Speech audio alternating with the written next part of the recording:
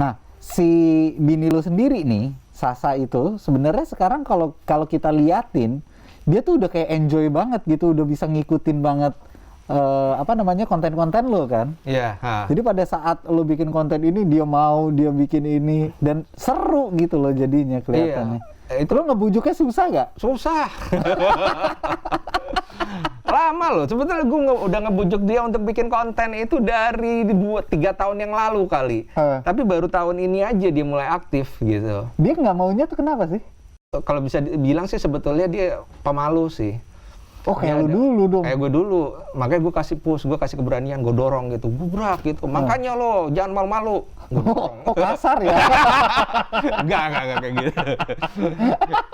Rasanya gue kasih motivasi, kasih semangat gitu. Coba aja bikin gitu. Toh nggak ada salahnya gitu.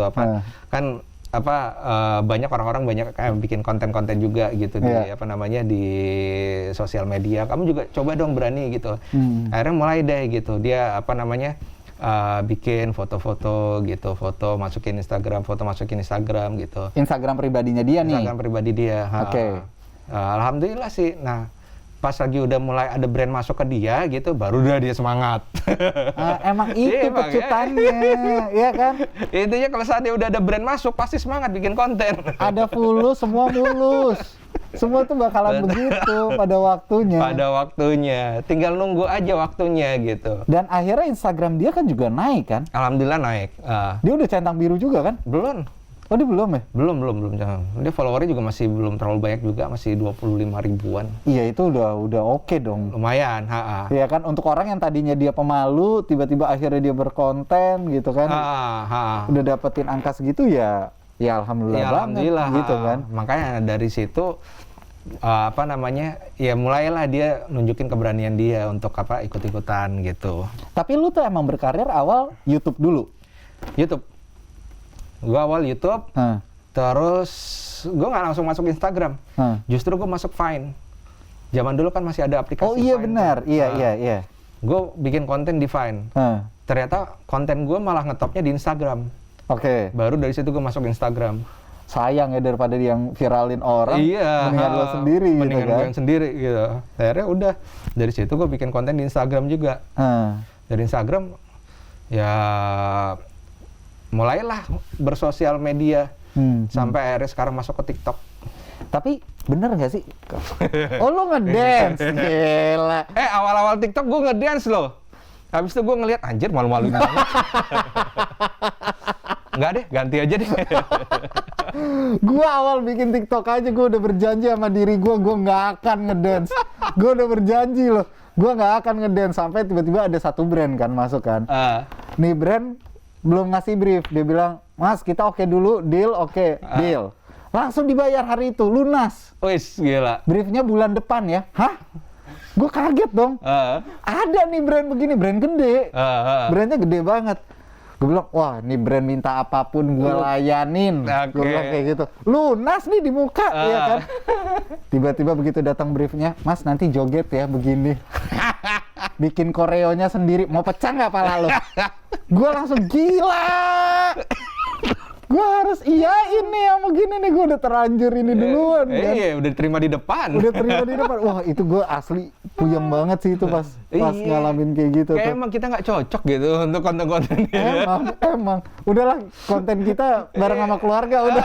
Udah konten keluarga aja, udah ngelucu komedi. Sama keluarga, sama temen-temen gitu kan ya. Tapi lu sekarang kan ini udah berjalan 1 tahun nih. Kita PSBB 1 tahun. Sultan lu udah mentok. Ya kan, sekarang konten sama keluarga, lu tuh dapat inspirasinya dari mana? Sebetulnya kalau inspirasi itu ada banyak sih ya. Lebih banyak justru dari sosial media. Makanya gue sering banget browsing gitu. Entah itu gue search trending, ini yang lagi rame apaan sekarang gitu. Atau dari dari berita-berita. Atau dari komedi, dari web komedi. Dan biasanya web komedi itu dulu gue banyak inspirasi dari Wancak. Tahu kan Wancak kayak 9gag-nya Indonesia. Nah itu banyak gitu, gue search karena Wancak itu benar-benar meme-meme yang ngikutin tren gitu. Jadi kalau apa yang lagi rame di Wancak itu biasanya wah ini bisa jadi konten juga nih gitu. Nah itu banyak gue ngambil dari situ juga. Nah itu kan biasanya konten kayak gitu, lu kan terinspirasi dari konten itu. Akhirnya lu adaptasikan dengan konsep kita nih di Indonesia. Cuma masalahnya netizen Indo ketika ngelihat itu nanti dibilangnya plagiat. Ya jangan ngelihat ke plagiatnya. Kan kita kan juga punya ide konten sendiri ya. Kita cuma terinspirasi dan biasanya konten-konten gue selalu kalau seandainya gue ngambil dari luar, gue pasti ngasih ngasih source-nya. Di captionnya gue ngasih tahu terinspirasi dari siapa, inspired by gitu.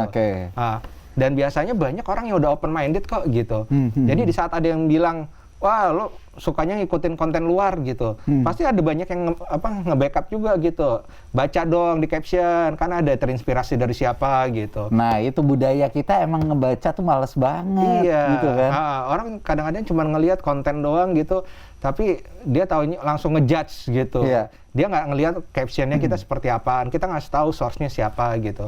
Cuma kalau seandainya ada yang kayak gitu ya, gue nggak, udahlah gue malas nanggepin deh. Soalnya kadang-kadang orang-orang kayak gitu emang minta nyari panggung doang gitu. Iya benar. Tapi lu pernah nggak sih diserang yang sampai parah banget gitu sama netizen? Alhamdulillah belum. Sebagai content creator yang udah berapa? 8 tahun ya berarti? 8-9 tahun? Ya dari 2013 berarti 8 tahun. 8 tahun. Selama itu lu pernah ngalamin yang parah banget gitu nggak netizen? Kalau parah sih alhamdulillah enggak sih ya. Soalnya gue udah ngeblok sih. Oh jadi lu blok-blokin juga mereka? Enggak, ini apa namanya di sosial media kan ada feature blok. Jadi kata-kata seperti kayak kasar gitu, itu gue masukin semuanya. Jadi orang-orang yang mau ngomong jelek di komen gue itu nggak keluar gitu.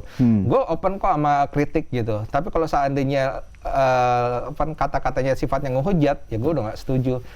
Dan kadang-kadang orang-orang yang nge-hate, orang yang ngehujat, itu orang yang cuma minta panggung doang. Pernah gue nanggepin gitu, di saat mereka ngomong kasar gitu, gue tanggepin. Ada yang kadang-kadang, maaf kak, dibajak. Gitu. Atau kak, maaf kak, cuma pengen disapa doang sama kakak gitu.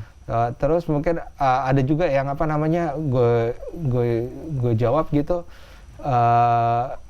ya itu itu yang ujung-ujungnya cuma maaf doang gitu. Cuman pengen diperhatiin kakak doang gitu, komen nggak pernah dijawab gitu. Ya ampun, akhirnya udahlah males deh menanggapin yang kayak gitu doang gitu. Karena biasanya dengan komentar-komentar kayak gitu orang suka pada nanggepin sih ya. Iya, jadi kalau seandainya gue dulu awal kayak gitu, di saat gue bikin komen YouTube pertama, nih YouTube nih ya, gue bikin video konten pertama YouTube, itu ada yang nge-dislike aja, gue sampai nyari-nyari ini siapa yang nge-dislike gitu. Oh gitu. Padahal emang kagak bisa gitu, kita nggak tahu siapa gitu. Tapi saking keselnya gitu, cuman akhirnya lama-lama bodo amat lah gitu. Soalnya gue udah mulai terpikir daripada gue fokus sama orang yang nge-hate gitu, yang cuman hitungannya berapa biji doang. Itu masih banyak yang support gue dan itu jumlahnya ratusan gitu. Ngapain gue fokus sama yang cuma berapa biji doang tapi gue ngelupain yang ratusan.